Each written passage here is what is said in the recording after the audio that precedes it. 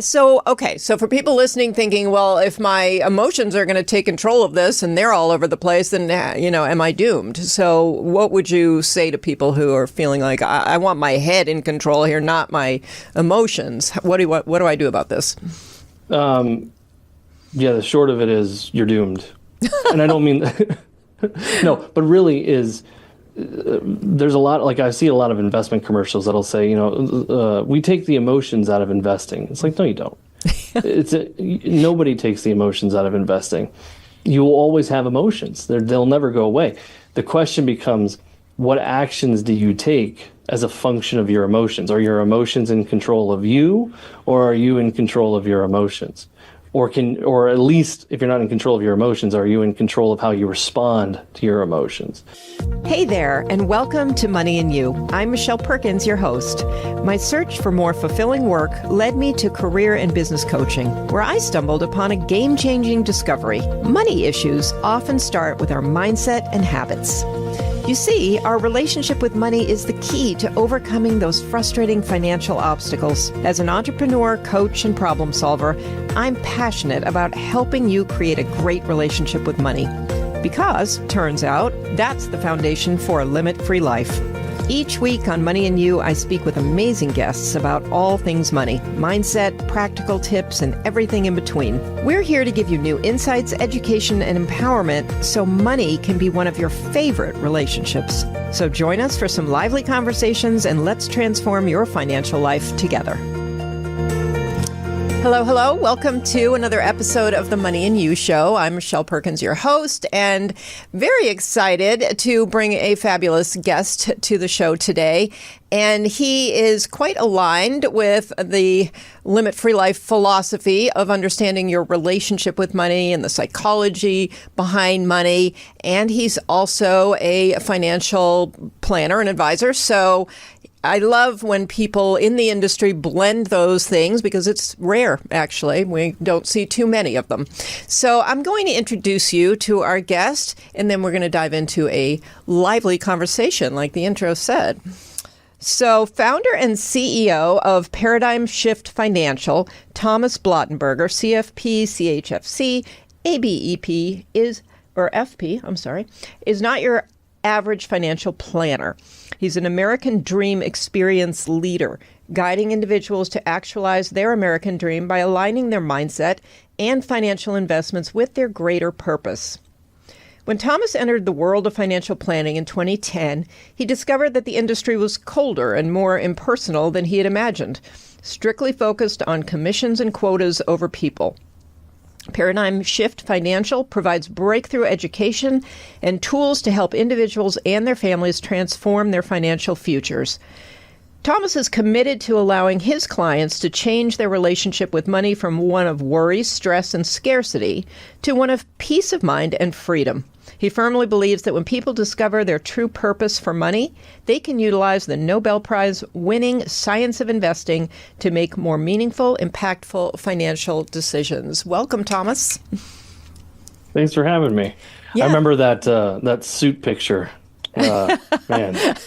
I know guests are always like, oh, that picture. I love the picture. It's just by comparison, right, with my Winch t-shirt on today. I love it. They're seeing all sides of you. Even financial advisors and planners are real people who wear t-shirts. I'm not a robot. I'm multifaceted. Yes. Well, thank you so much for being here. I love what your bio says about leading people to their American dream, whatever that might be for them. And let's hear a little background. You probably maybe didn't start out this way. So kind of how did you start out and what led you to sort of these shifts? Yeah, that's a great question. So the short version is when I was in college, I watched my family go through some really tough financial times. My grandfather went in for a surgery that didn't go well. He ended up in a coma for 9 months and then he passed away. And I got to see all the financial pieces that weren't put together properly. And I thought, well, this is an area I could really make a difference. This is the area I want to help people. And so I was already in business school, so I switched from just normal, general business to finance. I passed the certified financial planner designation before I graduated college. And I interviewed about 23 different companies before I chose which one to join. And, what I had thought, I think maybe naively, probably because I was just out of college, was that people make decisions based off of knowledge. Like if you learn something, that you then have access to now taking new actions. And after the first few years in the career, I started to realize, like, man, knowing something isn't making any difference for people. Like I'm teaching them how to, budget or cash flow strategies or insurance strategies or whatever it is, and they're learning new things. But then when it comes time to actually taking the action, nothing's happening. And it was around that time, that was like 3 years in. I'm like, man, maybe there's more to this than just like, let me show you a good strategy. And I think it was probably about 2015, I had a client where we put together a strategy that saved about $1,500 a month, and of paying off debts and changing strategies. And I said, okay, let's meet in a month to make sure it's still working, make sure everything's still going good.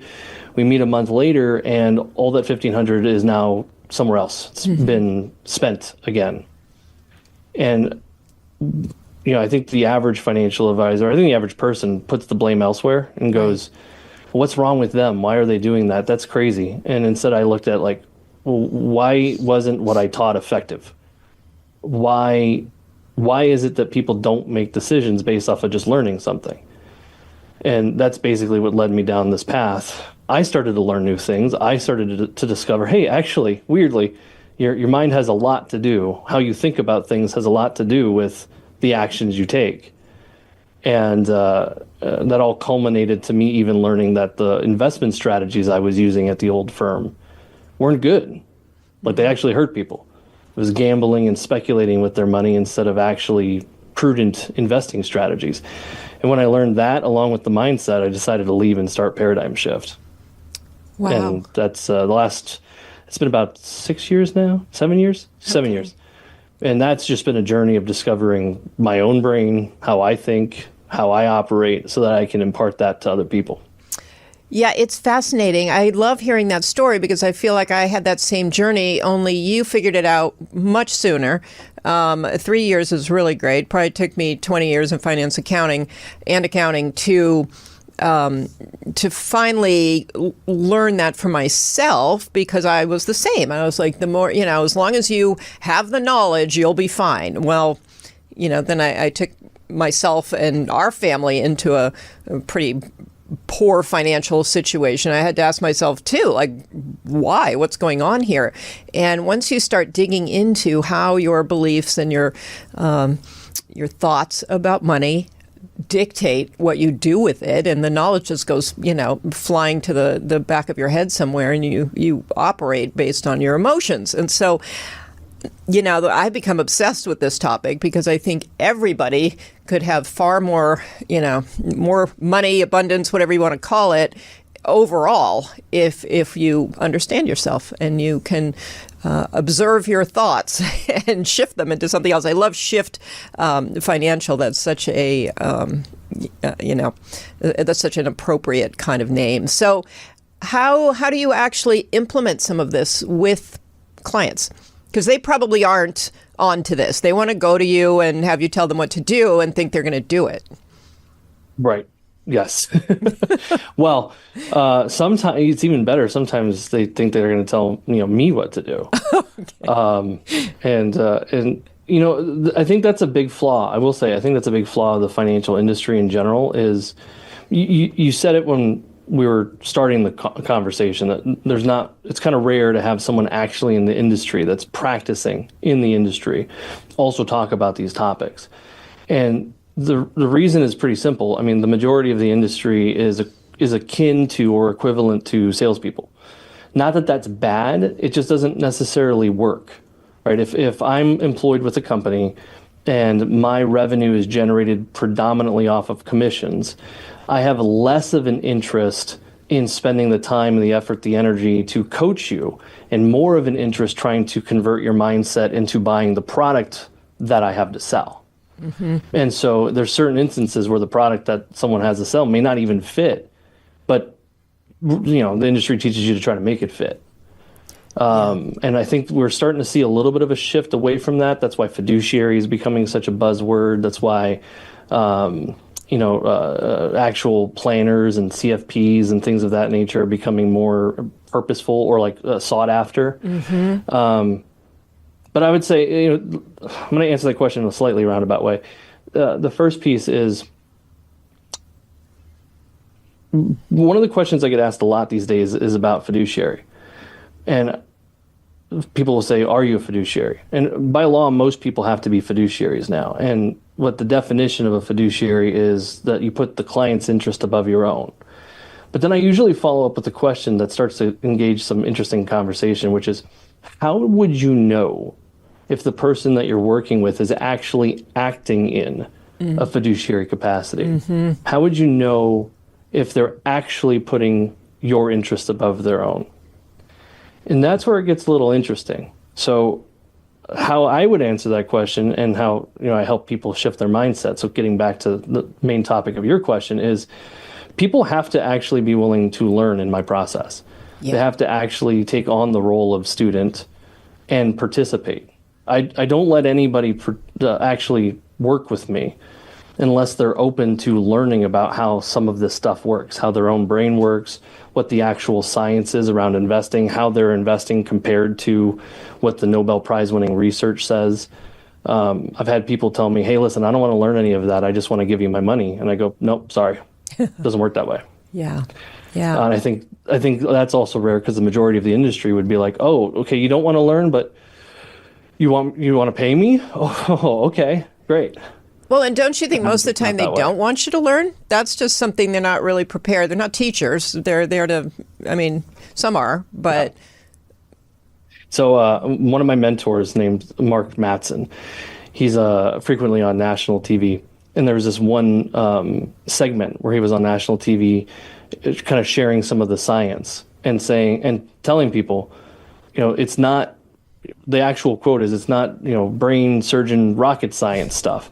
Yeah. And the host shushes him and goes, shh, it's my job to tell people that it is. Yeah. Yeah. That, I sometimes hate bringing this up, but I am anyway. I feel like that's been very detrimental to women, especially, because as soon as you make finance seem so complicated, I think women who already are kind of like, oh, I don't do well in math, even though my sister's actually got a PhD in math and is incredibly brilliant. But for many, many women, they feel like they just can't understand it for some reason. And of course, it's much simpler. It is not rocket science. And if you can, add, multiply, subtract, and divide, you're probably pretty good with finance at the level you're going to deal with it. You would hope so, yes. But then that's the other issue, is it's not just math, right? It's all the brain science that goes into play. Yeah. What's interesting, just along those lines, I've found that women are much easier to teach these concepts to, because men have their ego wrapped up into it. Oh my gosh, I know. It's kind of a crazy thing. You just brought up a great point, because while women are kind of nervous and like, I don't know if I can do this and I don't understand it, they're the ones who are oftentimes, because of that feeling, driven to get more education. So, yeah. Well, and even there's also, I think it's ego, but it's also this, let's say, biological urge to provide, be the hunter, right? In the background of men is men. My experience with men, especially in the stock market and investing, is they want to have it figured out. Like, they want to be the source of, I generated 20% return today. I made these 2 trades and it was just a brilliant call. So smart. And it's like, no, you don't know what the hell you're doing. Sorry, frankly. Like, there's no way you could predict the buying and selling decisions of the millions of other people involved in why that stock price went up. And if you think that you did, I'm sorry, like you're just delusional.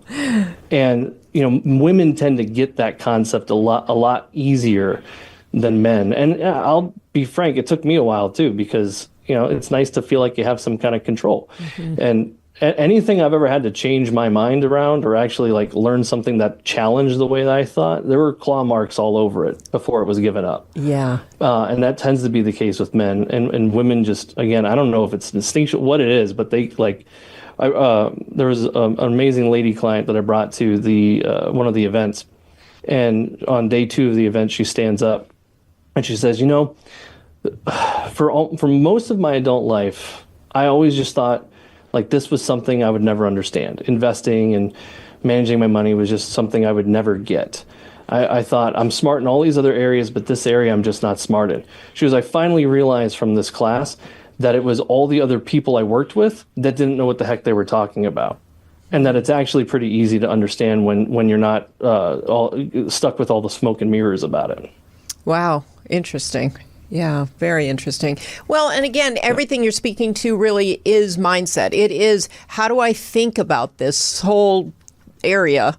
And then, like you said, I mean, how you act is a reaction to your thoughts, basically. And that goes for every part of life. So money's no different, but we think of it as sort of this very kind of practical, linear dollars and cents thing that, has nothing to do with our thoughts and emotions, which is quite wrong. Well, it's just not human, right? Because what's interesting about it is, like, think of something in your life that isn't in some way, shape, or form clouded by emotion or clouded by biases or clouded by something that happened in your past when you were a kid. Like, almost nothing that you could think of is separate or segmented from emotion or story from the past. Mm-hmm. That's almost right. all of it. Yeah. And so to think that money would be different, it's like, of course it's not. It's harder to see sometimes, but of course it's not different. Right. And of course you have to have that awareness to be able to say that. So when you don't have the awareness, this is all sort of just mysterious gobbledygook. So, that's a good way to put it. never used that word in my life, but anyway. So for people listening thinking, well, if my emotions are going to take control of this and they're all over the place, then, am I doomed? So what would you say to people who are feeling like, I want my head in control here, not my emotions? What do I do about this? The short of it is you're doomed. And I don't mean, no, but really is, there's a lot, like I see a lot of investment commercials that'll say, we take the emotions out of investing. It's like, no, you don't. Nobody takes the emotions out of investing. You will always have emotions. They'll never go away. The question becomes, what actions do you take as a function of your emotions? Are your emotions in control of you, or are you in control of your emotions? Or at least if you're not in control of your emotions, are you in control of how you respond to your emotions? And I think that's why it's so important. I think it's why it's so important to have a coach in the investment space, in the money management space. Like, we have people that are committed to high, performance, have coaches in a lot of areas, but the one that tends to miss is in the investing space. I'll have a coach for my money mindset. I'll have a coach for my business growth. I'll have a coach for my life. But when it comes to the investing piece, I just try to do it on my own, or follow the tips from TikTok, or do what other people, or even work with a financial advisor, but just do whatever they tell me to do and never actually learn or get any self-discovery around it. And I just think that that's a missing. And generally just won't work. Right. So investing is the one place, investing is one of those places where it's like, you make one mistake in 40 years, you throw everything off. It's one of the most important places to have someone that can actually teach you and keep you disciplined. And yet it's one of the places people have the least support. That's really interesting, because people do think of their financial advisor as being, that's how they fill that gap with that person. But you're right. You're seeing what they're doing. You're, maybe being, you're seeing the results, and they're going over that with you, but you're really not involved in the decision making. Yeah. Yeah. Well, and even more than that, the average, see, I think we have talk about emotion and relationships, right? Or emotion and the way we think about things. I think people have a really, let's call it just a little bit of a weird way to deal with money and financial advisors. It's like if I was going to a primary care doctor and I started to have a condition, like something crazy happened that I needed to go to an emergency room, or I'm like the primary care physician can't figure out. I'm not going to go, well, I really should go to the emergency room, but I've just got such a great relationship with my primary care doctor. I don't want to hurt that relationship. I don't want him to feel bad about me going to get care somewhere else. Mm-hmm. You wouldn't do that. You'd go get care somewhere else. But people with money and investments and financial advisors, I know the answer. Because most people feel like they can't understand money and investing, they rely on trust factor. Mm-hmm. So if I trust you, then there's a greater damage to our relationship if you break that trust. Yeah. So, but that's not a great way to make money decisions. I work with someone. Well, how come? Well, because we go golfing every Friday. That's not a great, you wouldn't pick a heart surgeon based off of that. Right. So I think sometimes it's about learning how to even choose financial advisors, what kind of questions to ask, how to determine if they're a coach or if they're just a traditional, advisor. And again, not that a traditional advisor is bad, it's just not generally going to fit the bill for the psychology piece of it. Right. So do you consider yourself a coach in this as well as an advisor? And so how do you, because I've never had I have advisors. I've never had one who I would consider a coach. And I totally get the trust factor thing. I mean, I've been with one person for a very long time. And, we meet and he tells me how he did. And I just accept it. It's like, maybe we could have done way better, but, how do I know? So, that's great. That's a perfect example of, again, nothing wrong with it. However, what usually happens is, like, when does someone start to, if you look at, like, if we kind of project out into the future, when does someone start to question a relationship with a financial advisor? It's usually when something's going wrong. Like, I lose 50% of my portfolio. Wait a minute, what the heck happened? Yeah. Or my friends are telling me they're making 30% per year and I'm making 5%. Mm-hmm. Okay, well, what's going on? By then it's usually too late. So the most powerful thing people can do, and I think this is what differentiates, like, let's say one of the areas that differentiates me, I actively suggest that my clients go talk to other people. You want to confirm who you're working with is the best person that you could be working with, that they have the best strategy, they have the best solution. You want to actually, because again, no one can care more about your money than you. And nobody, like, if I'm a financial advisor and I mess up or suggest something to you and you put your money in some place and lose it all, it's not like I'm really liable for that, right? Right. So it's on you to make sure that you're getting the best advice. And I think part of that is having someone willing to allow you, like, not be frustrated or upset if you go check something else out. Right. And if you go check something else out and ask me about it, I should be able to answer it. Mm-hmm. Or explain to you why that doesn't make sense, or why we didn't suggest that, or how that doesn't fit into the strategy. Mm-hmm. Because if I can't, well, what are you trusting about me? Right. Yeah, so interesting. So what exactly is your process? You've got me curious now. Yeah, that's simple. Thank you. I'm wondering what I'm missing. Yeah. Well, and I want to be clear, you may not be missing anything. The point is that empowerment, also, you said awareness. You said it perfectly, that most people aren't aware. When you become aware is when you have more power. Right. And so in the place that we generally lack a lot of awareness, even if we start to get money aware, is we lack awareness in the investing space and in dealing with different, financial people. And so that's all I'm at the end of the day, do I care, if, let me say this differently. What I care about is people knowing that what they're doing is the best for them. Mm-hmm. If I'm just trusting it's the best for me and I don't have any way to verify it, I don't have any way to compare it, I'm just kind of blindly going like this, man, I hope this works out. Mm-hmm. It's just not really powerful, that's all. Yeah. And so the starting place for my relationship with people is actually getting clear. We have a I would say it's an hour and a half meeting, but usually it ends up being like two and a half, dependent on the person. But it's like a deep dive. I call it an inventory, and it's a deep dive into what is the current situation around money and investing. You know, what are your current problems around money? What's your current peace of mind around money? How long have you been dealing with some of these concerns? Let's say someone says, I'm worried about retirement. How long have you been worried about whether or not you'd be able to retire? Who have you worked with to try to fix this? What kind of solutions have they suggested? How have those made you feel? Have any of those actually worked for you? And then from there, actually transitioning into starting to teach, or at least have people discover what they don't actually know about investing. Like how important is it for you to control risk in how you invest? Do you have a way to measure that? If you don't have a way to measure it, but it's important for you to control it, how can you measure something, or how can you control something you don't know how to measure? Interesting. Then you're just totally relying on the advisor you're working with. Well, that's fine.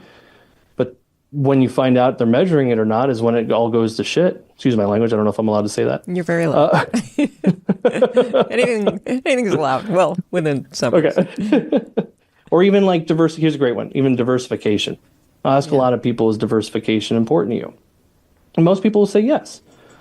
And Well, I'll say, don't you think most people are saying yes because that's what they've heard? Like, you got to diversify. So exactly. they say yes. They don't even No, really... exactly. Yeah.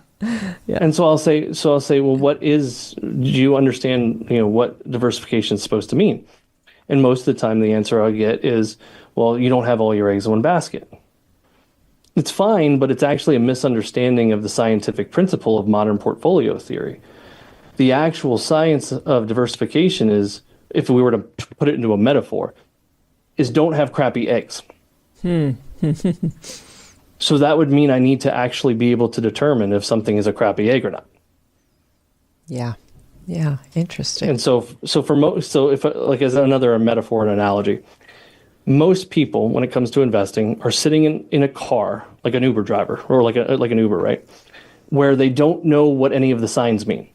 They don't know what the red light means. They don't know what the stop sign means. They don't know what the green light means. They don't know what the turn signals mean. They don't know what any of that means.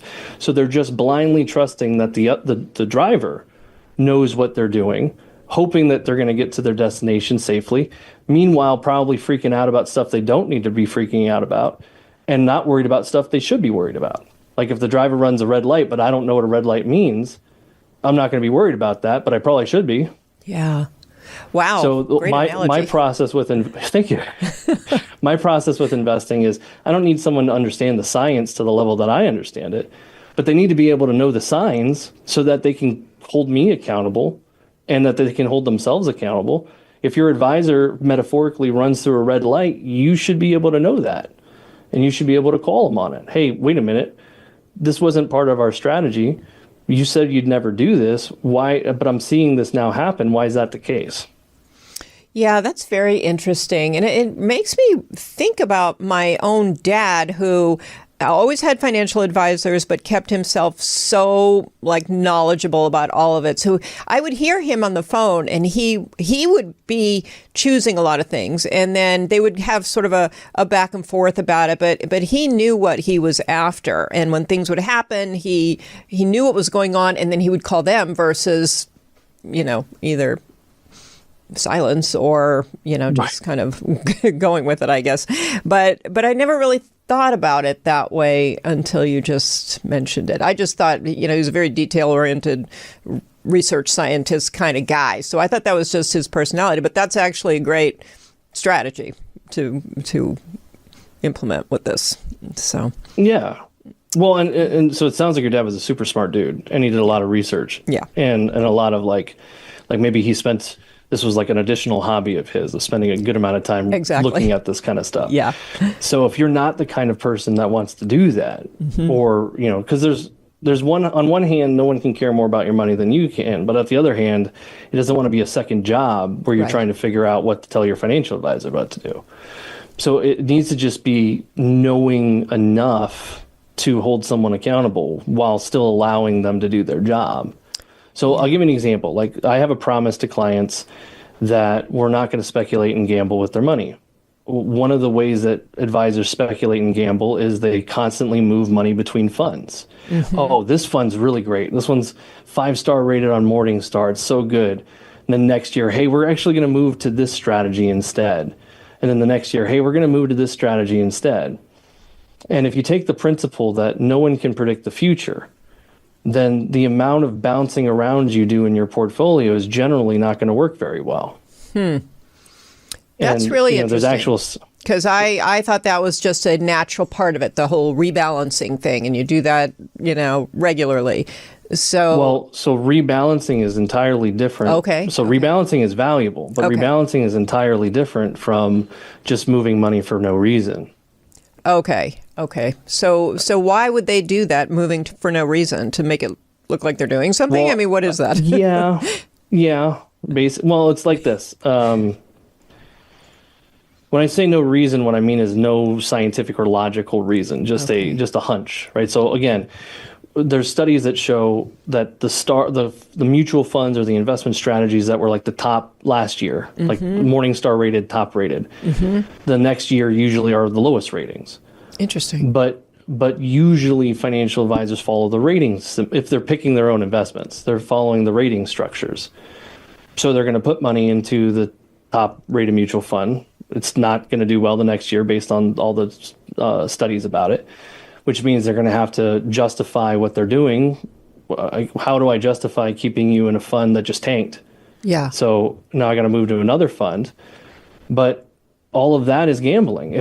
If I knew which fund was going to be the best, why didn't I just have you in that to begin with? Or why am I not just sitting on a private island somewhere, on my yacht, drinking a martini, right? And so this is where some of that knowledge becomes really important to start to determine, is my financial advisor actually a coach? Are they actually using scientific principles in how they invest, or are they kind of just going off of hunches, playing with my money? Yeah, I'm fascinated by this. So for my purpose and, for my knowledge and probably other people's out there, I'm sort of a little stuck on this rebalancing is good, this other moving around not so much. And so how do you define the rebalancing part of it? Because I had those kind of mixed up. Well, so what's the purpose of rebalancing would be the question. So the purpose of rebalancing is, well, I'll ask you a question. So everybody knows the basic principle that buy low and sell high is important, right? Right. You want to buy low and sell high. The operative question becomes, well, how do I do that? How do I actually design my portfolio to buy low and sell high without trying to make predictions of the future? The only way to do it is properly rebalancing. So how the science around rebalancing is, I pick a risk level that I'm willing to take. So let's say I'm willing to be 50% of my portfolio in the stock market, 50% of it in safe alternatives. Okay. And that's the risk I'm willing to take. Well, in any given year, one of those is going to move more than the other, right? So if let's say the stock market goes up 40%. Well, if I'm 50% in stocks, that portion is going to skyrocket. If I don't do anything, I'm now out of balance. I'm out of whack. Okay. And the only way to get myself back into alignment is I have to sell those stocks that are inflated in value and buy my risk-free alternative, balancing myself back to 50-50. And vice versa, if the market drops 40%, if I don't do anything, I'm now taking way less risk than I designed myself to take. So then I'd have to sell the safe alternative, buy into the stocks back to 50-50. Okay. So rebalancing on a scientific principle is designing your portfolio based on the risk you're willing to take to always buy low and sell high relative to that risk. Wow. Great explanation. Thank you. Yeah, I think that's super interesting. Yeah, it's the one piece. I mean, there's a lot of pieces that are missed, but that one's really missed. If you had like a proper design of your portfolio and it had all of the right asset classes and it had no crappy eggs, and then you don't rebalance, then as markets are skyrocketing, sure, you're capturing that, but the moment it drops, you lose way more than you should have.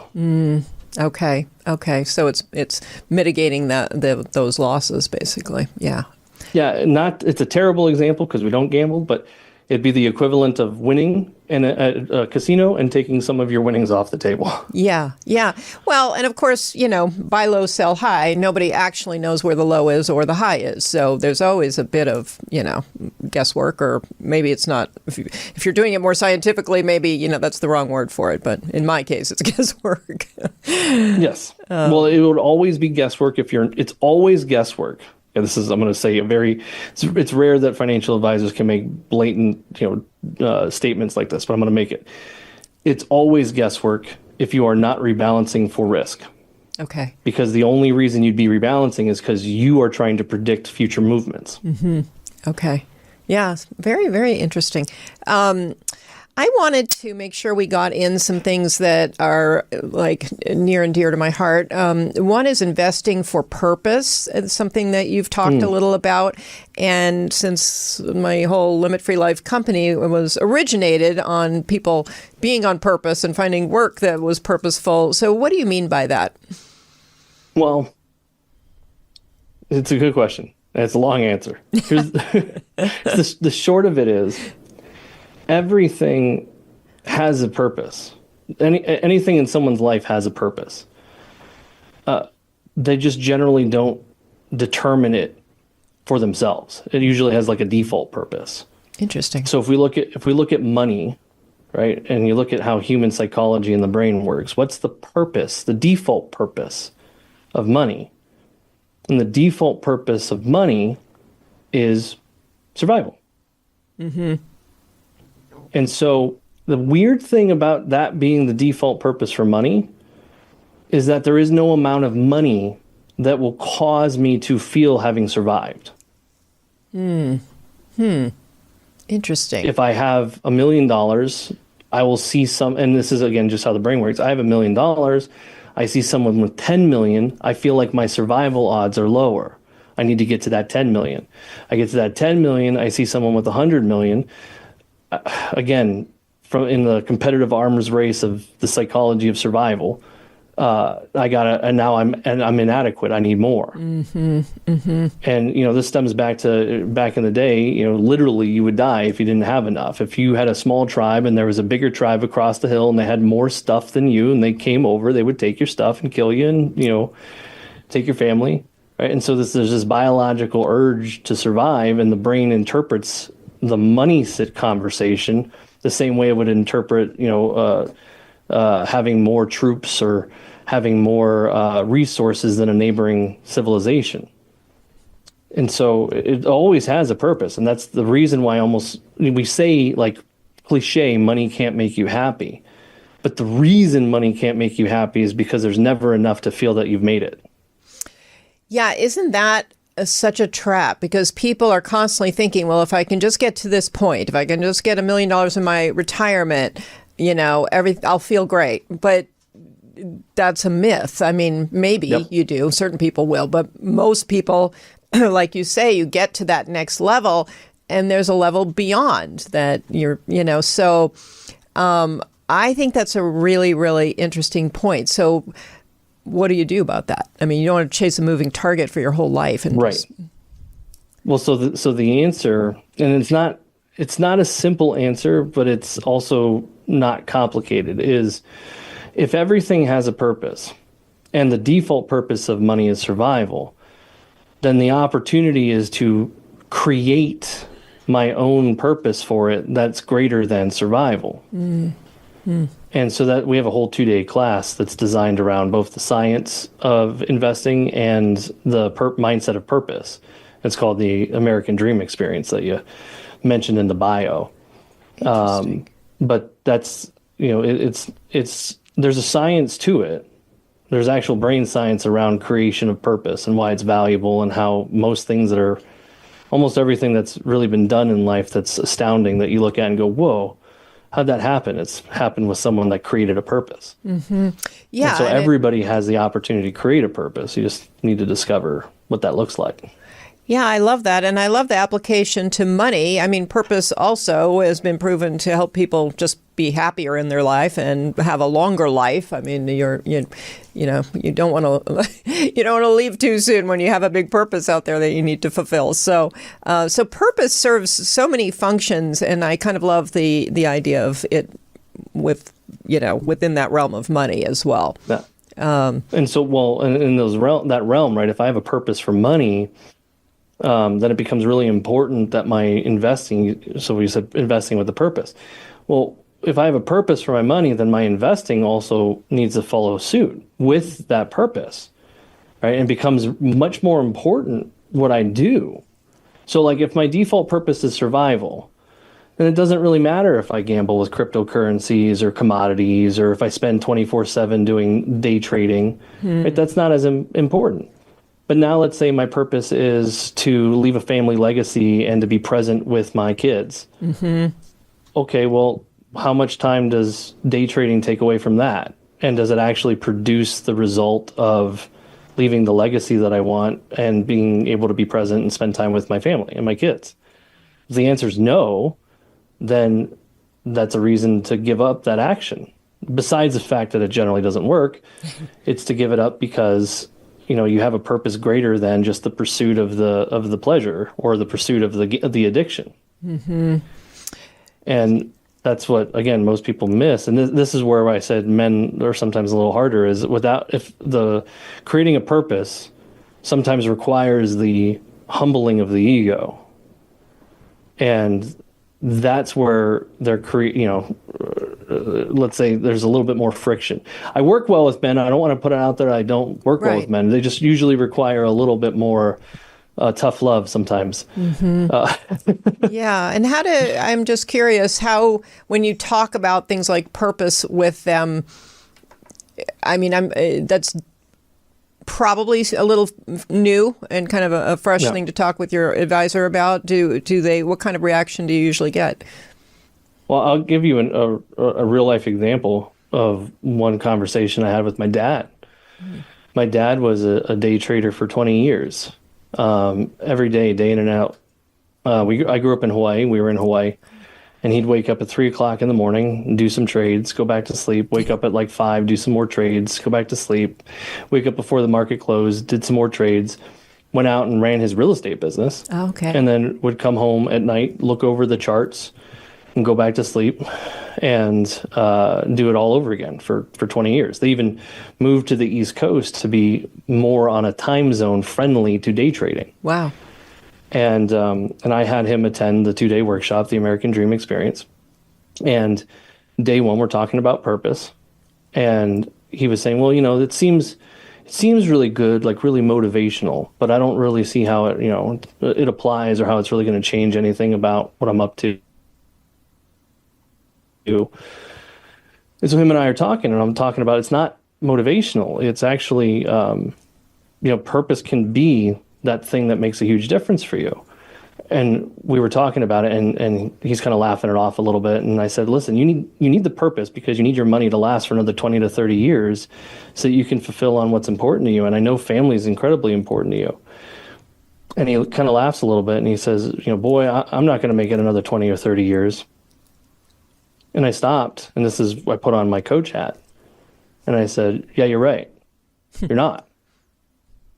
And he goes, what? I said, you're not. I said, you are actively killing yourself because you're too damn proud to admit that you can't figure this out.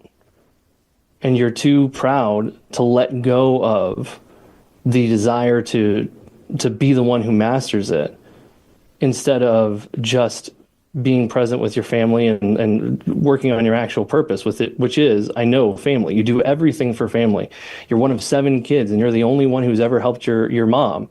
You take care of some of the other kids who are on the same level as you. They're older than you, and you help them financially. Family is one of the most important things to you, and you're wasting your time and the availability you have to make a difference for your family doing this damn thing that you're trying to just prove to somebody that can be done, I guess, to yourself. I said, here's the sad part. My wife was 4 months pregnant at that point. I said, here's the sad part. I said, the saddest part is I'm going to have to tell your granddaughter about who you were instead of you getting to meet her and show her who you are because you won't give this up. Wow. Wow, that's a really, and did he come around? Yes, he took that, spent the next day really diving in, learning, got it, like a light bulb went off, got it, and it's been 4 years and he hasn't day traded at all. Wow, that is so interesting. So tell So us I actually about, got my family, like my dad's a very big part of my daughter's life now, and I got that because of being willing to stand for his discovery. And I think that's an example, just of like I did that with my dad.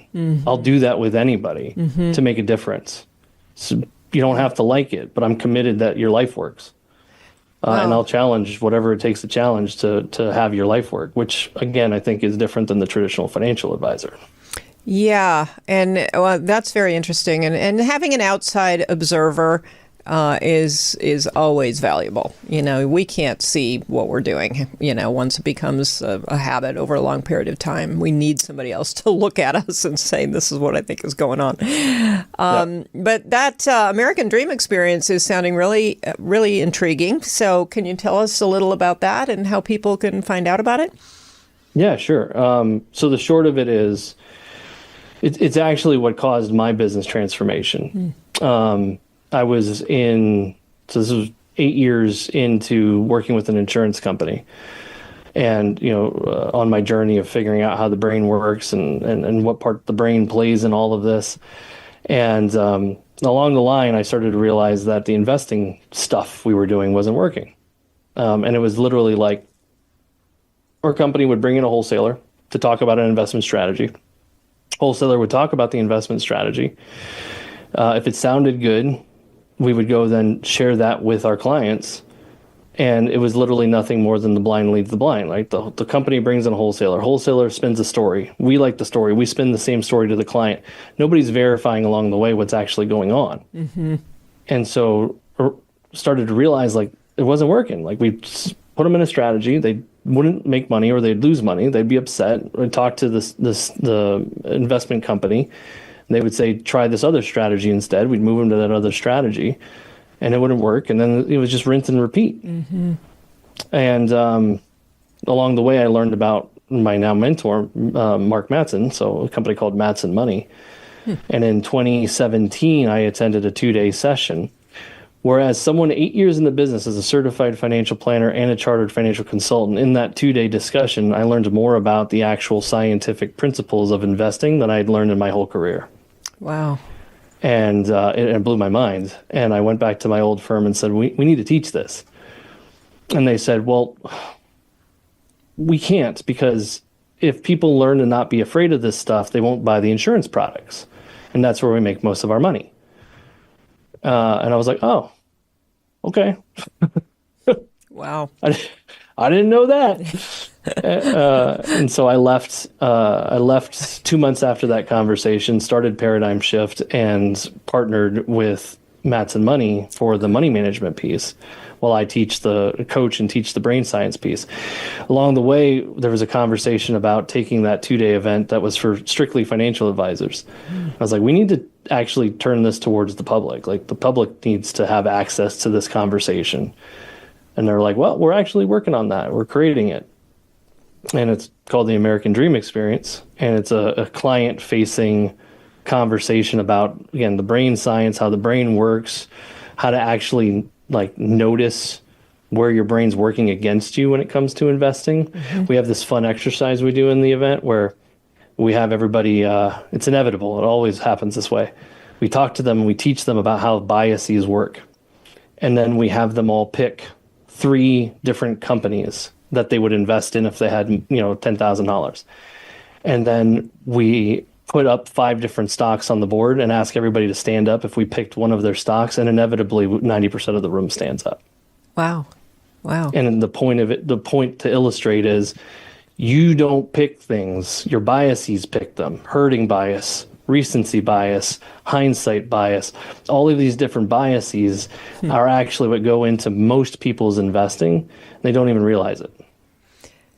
This is great. This is so cool. I'm really, you think that you've heard of all the things out there, and then you hear about something that you've never heard of, and that's half the fun of doing this podcast. So, what a great resource! And if people go to your website, can they find this info?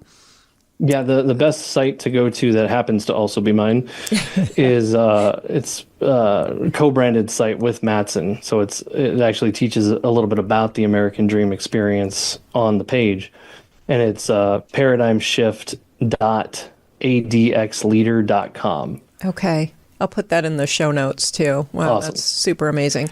And then the that's reason done... we call it the American Dream experience is because the whole idea of where the American Dream comes from is originally in a book from 1931 called The Epic of America, where it's the idea of life being greater and richer and fuller for everyone, regardless of where their birthright or their position in life. And the idea is, again, it's all mindset. That 1931, what he was pointing to, the author was pointing to, was what makes America different is if you have the mindset for greatness, you can have it. Yeah, isn't it crazy? All these old books. I've been reading and rereading The Science of Getting Rich by Wallace Wattles, and it's all your beliefs and, the things that you don't think they were probably talking about in 1909, gratitude and beliefs and all of this stuff. And that's exactly what it's about. So it's so interesting. Thank you so much. I could talk to you all day, actually, but this has been really great, really a kind of deep dive into some different areas with respect to money, and also, some great practical thoughts and ideas and resources for people. So I can't thank you enough for being here. I have one more question for you before we go. Because you've done this studying around, your mindset around money and all of that, can you recommend a book that you found particularly good for people on this topic? Yes, actually, there's a few different books I'd recommend. The most recent one that just came out is actually called Experiencing the American Dream by Mark Mattson. Oh, okay, great. He literally just wrote it last year, or published it and distributed it as of August of this year. It's already a national bestseller. It's one of the best books I've had the opportunity to read about this topic. Another one not related to actual investing, but definitely related to the concepts we're talking about, is a book called Language and the Pursuit of Happiness. Interesting. And it's the idea that our words create, our words are not descriptive in nature, they're actually generative. They create. And so what we say becomes incredibly important. Yeah. Wow. Do you? And then one. Sorry, not no. sorry. Great. It's your show. I apologize. What I realized that I wanted to also leave people with was, I talked a lot about science, but then I didn't really leave people with like, okay, well, I have an advisor. What kind of questions? How would I know if they're using any of this stuff? So I just wanted to leave with at least one question of probably the best question that you could ask your advisor. And then what you want to do is just notice how they answer it. Do they answer it confidently? Do they stutter a little bit? Did what they say make sense, or was it confusing? Just ask them what kind of scientific principles they use in building the portfolios that they have you invested in. Wow, that's great. And I'm sure people are not asking that question. So thank you. That's a gem. Yeah. Hey, you're welcome. Yeah. Okay. Well, this has been a lot of fun and very informative. And again, I really appreciate your time today. And we've got your paradigm shift .training. Is that what's on there? I can't see very well right from here. Oh, .adxleader.com. I can put it in the chat if you want me to. I can grab that. I'm just trying to see, because people can see what's on what's under your name right there, and I just want to make sure I'm saying it. But that is not correct, unfortunately. But okay, good. Then let's get the correct one. Can we? Okay. Yeah, we can change that out too. So, okay. So yes, if you would put the correct one in the chat, that would be excellent. Okay, I'll do it. We were just talking about being calm and dealing with life through the shifts, right? Yeah. Through the uncertainty is a perfect example. Yeah, it's a perfect example. I actually had there you go. oh gosh, I had a long-term care expert on, and he was talking, and we had an earthquake in the middle of the show, and so Oh my gosh. the studio really shook, and he was like, "Well, there you go. You never know what's going to happen." So it was a perfect segue. But okay, Thomas. So he was actually in the studio for that one? Yeah.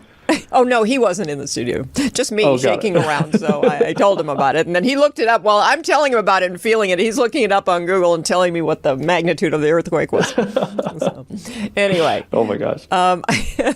Well, really, what a pleasure. And I'd love to keep in touch with you. And I hope the audience will reach out to you as well. Some great information here. And so those of you listening, please reach out to Thomas and have a conversation with him. I assume, Thomas, that you work with people in other states. Is that correct? Yes, Okay. I've been actually virtual before it was cool to be virtual. Okay, good. Back in 2015, I was using GoToMeeting for like 90%, or WebEx, one of the two, Yeah. for most of my meetings. So yeah. Okay, terrific. And I just invited people to contact you. Is that okay with you? Yeah, absolutely. All right. It's at the end of the day, I believe in an abundance perspective. Like there's enough people out there, there's enough advisors out there that are really doing an amazing job. At the end of the day, the most important thing for you, anybody, is to just validate that is the case.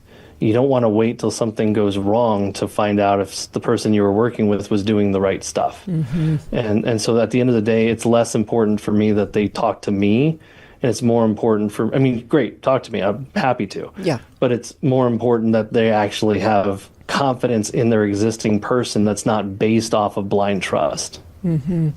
Yeah, thank you. Great point. So listeners, please, if you liked the show and can think of people who could use this information, please share it. And we love reviews. So if you can rate the show and review it, that would be amazing. Share with your friends. And that helps us to bring other great guests like Thomas on. And thank you so much for listening. You can reach out to me at Michelle@limitfreelife.com and check out my website, get hooked up with my community by giving us your name and email on the website, and you'll receive some great regular wisdom through that as well. And love having you here. See you next week.